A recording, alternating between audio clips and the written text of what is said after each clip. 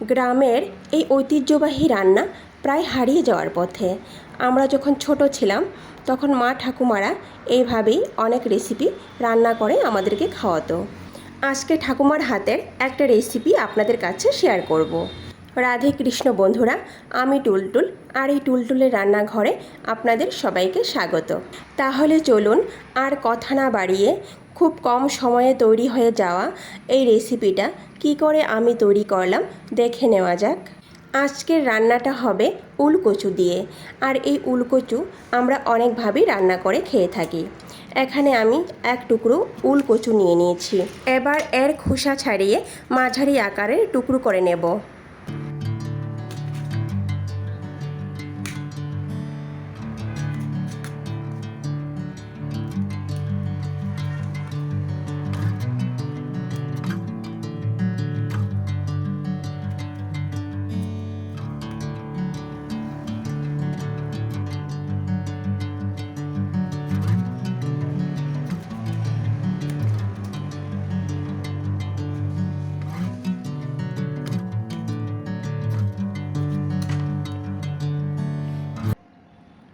এই দেখুন, এইভাবে টুকরো করে নেব।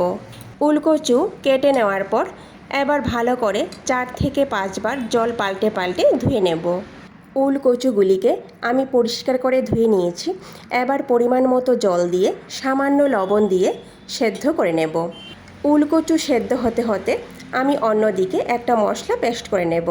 মশলার মধ্যে তেমন কিছু নয়, আমি এখানে হাফ চামচ পরিমাণ সাদা সর্ষে আর 1 চামচ পরিমাণ কালো সর্ষেকে 1 ঘন্টার জন্য ভিজিয়ে রেখেছিলাম, সেটা দিয়ে দেব। আর সঙ্গে 4 থেকে 5টা কাঁচামরিচ দিয়ে দেব। ঝালটা আপনারা আপনাদের পছন্দ মতো দিতে পারেন। সঙ্গে সামান্য পরিমাণ লবণ দিয়ে দেব। 2 চামচ পরিমাণ নারিকেল বুড়াদা দিয়ে দেব।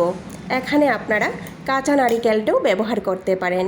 এবার অল্প অল্প করে জল দিয়ে একটা মিহি পেস্ট তৈরি করে নেব। দেখুন বন্ধুরা, একদমই মিহি পেস্ট করে নিয়েছি। এবার বাটিটাকে একটা সাইডে রেখে দেব। দেখুন বন্ধুরা, এখানে কচুটাও সেদ্ধ হয়ে গেছে। 10 মিনিট সময় লেগেছে কচুটা সেদ্ধ হতে। অন্যদিকে চুলায় একটা প্যান বসিয়ে প্যানটাকে ভালো করে গরম করে 1 বড় চামচ সরিষার তেল দিয়ে দেব। তেলটা যখন ভালো করে গরম হয়ে যাবে তখন এর মধ্যে খুব সামান্য পরিমাণ কালো জিরে আর কাঁচামরিচ ফোড়ন দিয়ে দেব। এবার ফোড়নটাকে একটু নাড়াচাড়া করে বেটে রাখা মশলাটা এর মধ্যে দিয়ে দেব। মশলা দেওয়ার সঙ্গে সঙ্গে প্যানটাকে ঢেকে দেব, নাহলে কি হবে, তেল চারিদিকে ছড়িয়ে পড়বে। কয়েক সেকেন্ড পর ঢাকনা উঠিয়ে এর মধ্যে পরিমাণ মতো লবণ দিয়ে দেব।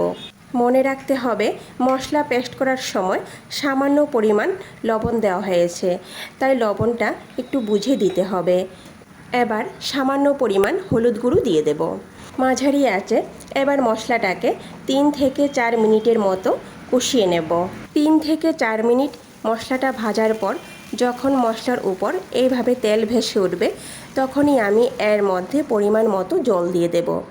এখানে খুব বেশি জল দেব না, 1 গ্লাসের মতো জল দেব। জল দিয়ে ভালো করে নাড়াচাড়া করে চুলার আঁচ বাড়িয়ে দিয়ে 10 মিনিটের মতো ফুটিয়ে নেব। 10 মিনিট পর দেখুন ঝোলটা অনেকটা শুকিয়ে গেছে। আমি এই অবস্থায় সেদ্ধ করে রাখা কচুগুলি এর মধ্যে দিয়ে দেব। এবার একটু নাড়াচাড়া করে মাঝারি আঁচে 2 মিনিটের মতো ঢেকে রাখব। এই দেখুন বন্ধুরা, রেসিপি এখানে আমাদের একদম তৈরি। আগের তুলনায় ঝোলটা অনেকটা শুকিয়ে গেছে। এইভাবে মাখো মাখো অবস্থায় এর উপরে আমি 2 চামচ পরিমাণ কাঁচা তেল ছড়িয়ে দেব। কাঁচা তেল ছড়িয়ে দেওয়ার পর চুলার আঁচ বন্ধ করে আবারও ভালো করে নাড়াচাড়া করে 2 মিনিটের মতো ঢেকে রাখব। 2 মিনিট পর পরিবেশন করে নেব। তো বন্ধুরা, ভিডিওটি সম্পূর্ণ দেখার অনুরোধ রইল। কেমন হয়েছে কমেন্ট করে নিশ্চয়ই জানাবেন। আর যদি ভালো লেগে থাকে তাহলে সবার শেষে লাইক, শেয়ার আর সাবস্ক্রাইব করে দেবেন। নমস্কার, আজকে এই পর্যন্তই। কথা হবে আবারও পরের ভিডিওতে।